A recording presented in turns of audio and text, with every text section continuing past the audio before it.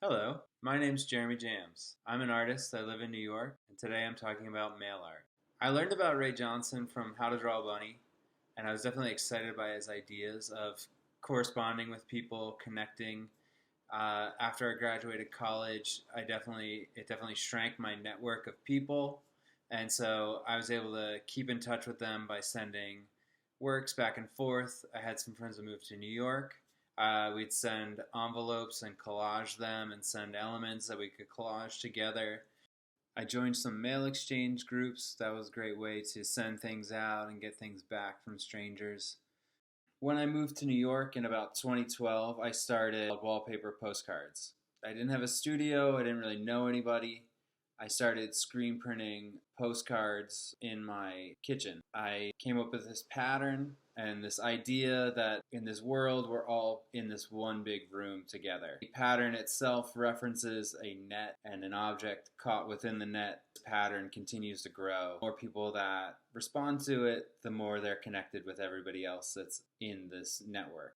So I would screen print wallpaper in my kitchen, and then I would mail it to people as postcards, and it would have instructions to take a picture with someone or something in front of it, and then to digitally send it back to me. And I would post it on Instagram and on my website and on my Tumblr. I had all these online archives. So then anyone was able to view the interactions that I was having. People would see their friends had participated without them knowing. There were all these other more random connections. It's just very interesting to see how it all grew physically and digitally at the same time. After a few years of mailing postcards, I had another idea to actually set up a physical mailbox that people could put their addresses in. The postcards are almost an avatar for myself going places where I can't go. These mailboxes are like drop points where people can meet me and they give me their address and then I send them postcards and the whole process starts again. I did this in several places. The first one was at the Mosaic Project, which was an artist residency I attended in 2017.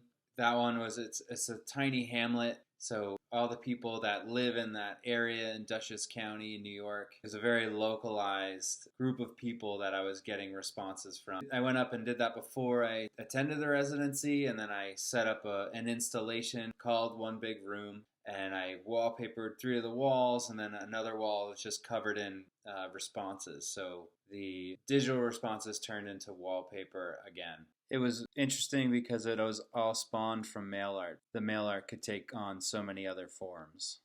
The second mailbox that I did was at Printed Matter. It was really amazing to do it there because Printed Matter is such an international mecca. My first trips to Printed Matter, I remember seeing Ray Johnson books and being excited, and the people there have always been so nice, everyone that works there. When this happened, it felt like a great fit. There's a very international audience and a very curious audience. They come to take a chance on relatively unknown artist books. You know, it really runs a gamut in there. So it was a really great fit. So I was getting addresses from everywhere. That was really great to see how far the postcards could really go. It's funny because $1 to send an international postcard, you can really go far. In addition to the mailbox, I was invited by Printed Matter to do a live interactive installation in the store. Visitors of the store were asked to hold their favorite book in front of a piece of wallpaper. We photographed and we printed these pictures in real time. Then we added the photographs to the wall and the wallpaper grew.